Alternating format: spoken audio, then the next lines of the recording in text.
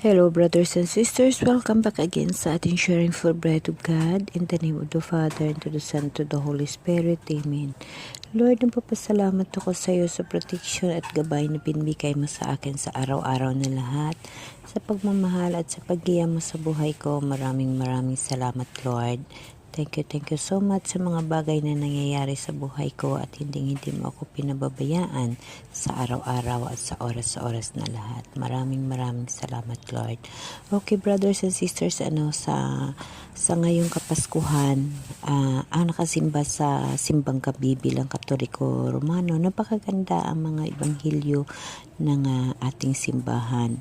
Ang mga lahat na iyon ay atin na maalaala or atin magunita ang buhay ng ating mahal na Diyos, no? Ayon sa tradisyon ng simbahan Katoliko, ang batang si Maria ay dinala sa templo ng Jerusalem para ialay sa Diyos sa edad na 3 taong gulang. Ito ay tinatawag na presentasyon ni Maria sa templo o dedikasyon ni Mary. Ayon sa mga sulat ng mga unang Kristiyano tulad ng Protovangelium o James, isang apocryphal na teksto mula sa ika-2 siglo, ang mga magulang ni Maria na sina Joaquin at Ana ay nagdesisyon na ialay siya sa templo bilang isang paraan ng pagmamalasakit sa Diyos sa kanyang kapanganakan. Dahil ito si Joaquin at si Ana, brothers and sisters, ay hindi makaanak. So dahil binigyan sila ng anak, inialay nila kay Jesus. Pero ganun pa man, ang lahat na iyon ay kasama sa plano ng Diyos para sa pagligtas ng mga tao. Sa templo, si Maria ay nanirahan kasama iba pang mga babae na naglilingkod sa Diyos at siya ay tinuruan ng mga banal na kasulatan at mga tradisyon ng Israel. Ang pagdalaw ni Maria sa templo ay isang pagdiriwang tuwing November 21 sa simbahan Katoliko at ito ay isang mahalagang pagdiriwang ng mga bansang may malaking populasyon ng mga Katoliko.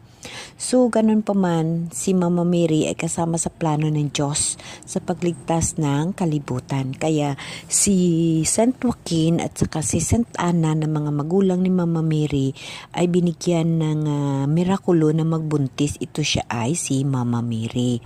So, napakaganda ang mensahe na pinapaalaala sa atin na mahal na Diyos ang plano niya sa pagligtas sa kalibutan. So, kung nakasimba kayo sa simbang gabi, maririnig ninyo ang tinatawag na salitang Emmanuel. Ang salitang Emmanuel ay kasama natin ang Diyos. Yun ang ibig sabihin. Ang salitang Emmanuel ay nagmula sa Hebreo at may mga sumusunod na kahulugan. Kasama natin ang Diyos. Ito ay isang kahulugan ng salitang Emmanuel. So napakaganda pag may anak ka pala na pangalan yung Emmanuel, brothers and sisters. Ang kahulugan pala nito ay kasama natin ang Diyos. Ito ang literal na salin ng Hebreo sa Emmanuel. Emmanuel. Kasama natin, El Dios, Emmanuel, salitang Hebreo, hindi halos natin maunawaan yun, mga kapatid. So, or yung God with us, sa English naman, God with us.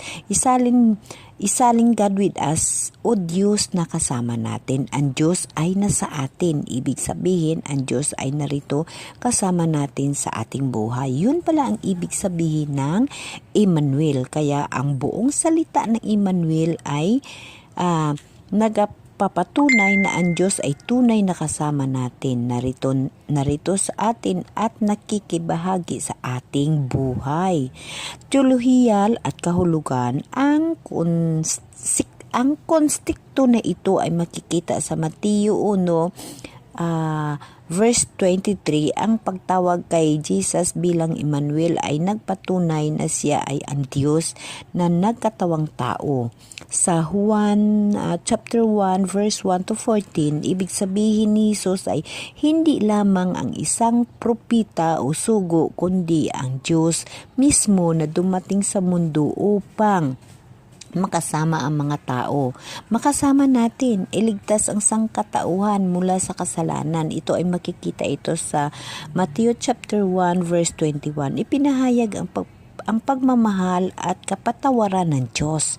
Ito ay makikita ito sa Juan chapter 3 verse 16. So dito makikita natin ang salitang Emmanuel ay napakahalaga rin pala dahil ang meaning nito ay kasama natin ang Diyos.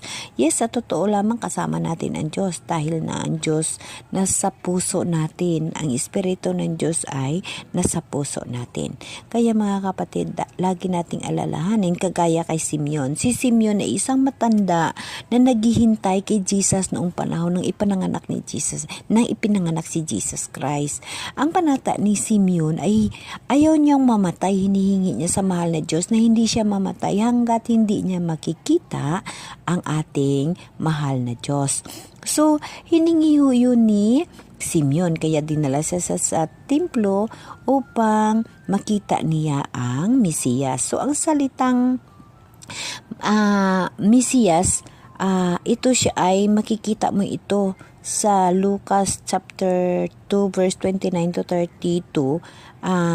Ang sinabi ni Simeon, Lord, now let this do the servant depart in peace according to the word, for mine eyes have seen the salvation. So, ibig sabihin, ang sabi niya, pwede na siyang mamatay, ang kubos mong alipin dahil nakita na niya ang Mesiyas.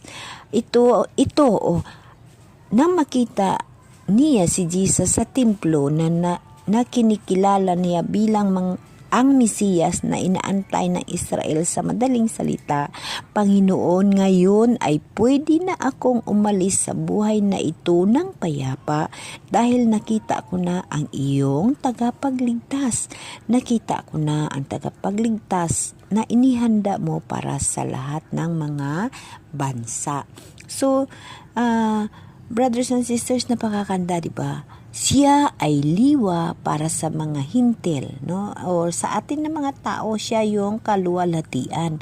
Siya yung tagapagligtas. So, yun ho yung salitang ni Simeon na kanyang tinatawag na panampalataya. Si Simeon ay nagpapasalamat sa Diyos dahil nakita niya ang katuparan ng mga propesiya tungkol sa Mesiyas. Ang kanyang mga salita ay nagpapakita ng kapayapaan at kagalakan sa pag-alis sa buhay na ito dahil natapos na ang kanyang misyon sa lupa, ang makita ang tagapagligtas.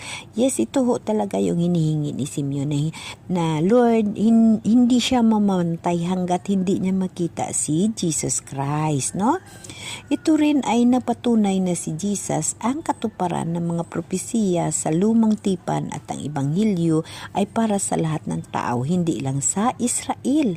So, lagi nating unawain at intindihin ang mga nakasaad sa Bible. So, itong talata na aking pinabanggit, ang mga itong bagay ay makikita natin ito ang kwento ni Simeon sa Lucas chapter 2 verse 25 to 23. Okay, brothers and sisters, again, ang salitang Emmanuel bilang patunay na makikita ninyo ito sa ating Biblia, makikita ito sa Mateo chapter 1 verse 23. Emmanuel ay makikita natin ito sa mga ganitong balasahin. Okay, brothers and sisters, Merry Christmas sa ating lahat. Gabay na lagi nating tandaan na ang Christmas, ito ho yung daan upang tayo ay magbago. Ito ho yung mga reminders ng ating mahal na Diyos na kailangan natin gunitain ang mga bagay na ibig sabihin si Jesus Christ ay ipinadala ng Diyos ang kanyang bugtong na anak. Siya ay nagpakatao para iligtas tayo. So, alam naman natin na tayo sa mundo ay makasasala. Marami ho tayo makasalanan. Wala ho tao na walang kasalanan. Ngunit sa pangyayari sa mundo, ganun pa man, hindi ho tinitingnan ng Diyos ang kasalanan ng tao, kundi ang tinitingnan ng Diyos ang oras at araw ng iyong pagbabalik sa Kanya at pagtitiwala ng buong buo. Kaya brothers and sisters, lagi nating tandaan na ang Diyos na sa puso mo kasama natin. Yun ang meaning ng Emmanuel. Ibig sabihin, ang Diyos na sa sayo, ang Diyos na sa kapwa mo. Ang masakit sa kapwa mo, masakit yan sa Diyos dahil ang Diyos na sa atin. lagi natin tatandaan na anumang bagay sa mundo na nakikita mo mga kapatid, ang Diyos ay kasama. Kasama ng mga kapatid natin, pulubi man, mayaman man, nakakulong man o wala, kasama natin ang Diyos kasi iyon ang salitang Emmanuel. Kasama natin ang Diyos. Kaya lagi natin tatandaan, ang masakit sa kapwa mo, masakit sa Diyos kasi ang Diyos kasama natin. Masakit sa iyo, ang ginagawa mong kasamaan, masama yan para sa Diyos kasi ang Diyos kasama mo. Kasama natin ang Diyos. Nasa puso natin ang Holy Spirit ng Diyos, kapatid. Merry Christmas sa lahat. Amen. Amen.